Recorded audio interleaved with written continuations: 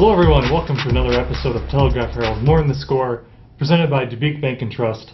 I am your host, Steve Ortman. He's Tim O'Neill, and I tell you, when it comes to local sports in the tri-state area, we are the only sports show that is money in the bank.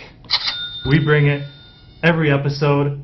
We're money in the bank, aren't we, Tim? We really are money in the bank. It feels good to be money in the bank when it comes to delivering tri-state area sports. Hit the button. Thank you. Anyways, lots of good tri-state area sports to talk about this week, as usual for this wonderful show. Always. Yes, first up, Tim's been busy. First up, we look at girls prep soccer. Dubuque Hempstead girls soccer team going to the state tournament. Made it to the state quarterfinals, but they had a heartbreaking loss. Just absolutely heartbreaking. They were down 2-0 at halftime of their state quarterfinal against Waukee. It was number 8 Hempstead versus number 3, Warriors. And the Mustangs just battled back in the second half. It was a very physical game. There was a lot of hard hits, some elbows, that kind of good stuff. But Hempstead managed to tie it up in the second half. They got a goal and then another goal on a penalty kick. And suddenly, the Mustangs have life and they have all the momentum and they go into extra time. And, they had a couple of chances. And then, just at the start of second overtime, the referee made a call. It's a tough call to make, an extra time to award a penalty kick in a sudden death situation. But Waukee was awarded a penalty kick. They converted, and it was just an absolute heartbreaker. You felt bad for the seniors who, they thought they had what it took to win a state championship and had just a fantastic season. And, it was just a rough way to have their season end. Yep, and tough way to end the season, but obviously it's always an accomplishment when you make it down to the state tournament. Absolutely. And also making it to state, we look to Wisconsin softball. Southwestern Wildcats, a tremendous season, win their first ever regional, their first ever sectional championship, make it all the way to the state championship game, but they got upended by an undefeated team. Yeah, it was a 9-2 loss for the Southwestern Wildcats up in Madison. A fantastic season, and it's just it's a special scene when you get up to state and you see half the diamond is wearing the blue color for the Wildcats and chanting "Go Big Blue" and all those other things. It's a fantastic accomplishment to get to the state tournament. To get to the state final is incredible, and for a team that had never been beyond a regional final before, they don't have that playoff experience from a deep run that some other teams rely on when they get to that point in the season. And so it was just an absolute breakthrough for Southwestern, and who knows, maybe we'll see them up there again next year.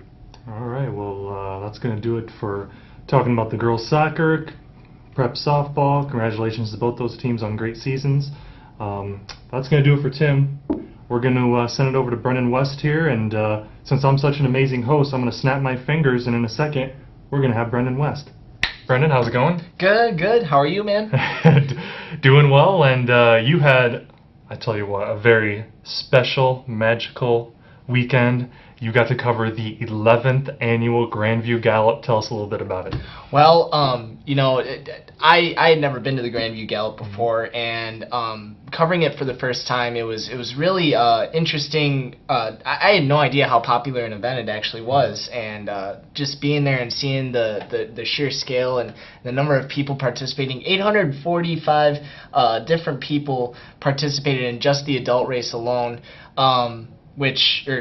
Overall for the whole week, which is a little bit down from last year where they set a record, but it was still pretty remarkable. Some of the weather kind of steered some people away, but another remarkable thing, a sign that the race is actually growing is 2 newcomers, Jeremiah Girardi on the men's side and Brooke Ferguson on the women's side.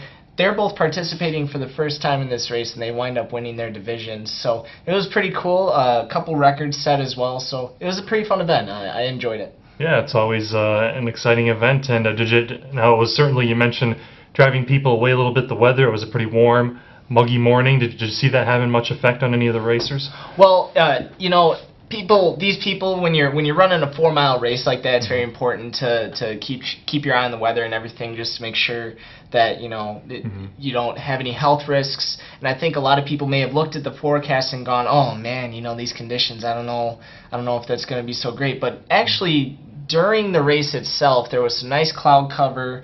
It wasn't really muggy. The sun hadn't really poked out yet, so it was actually pretty good conditions for running. It was only after that when it just totally, the sun just started beating down on you, and it was just a pretty miserable day after that. But before that, I mean, it was just really good conditions, I would say. All right, well, Brendan did a great job covering the Grandview Gallop. That's going to do it for this episode of Telegraph Herald More on the Score, presented by Dubuque Bank and Trust. He's Brenden West. I'm Steve Ortman. Here's a little moment of clarity for you in our line of work to take us home. Oh, hey, I'm Brenden West. I'm just doing this interview with the Wisconsin State Track Meet, and such a nice day. It was a young man that had a nice race, and uh-oh.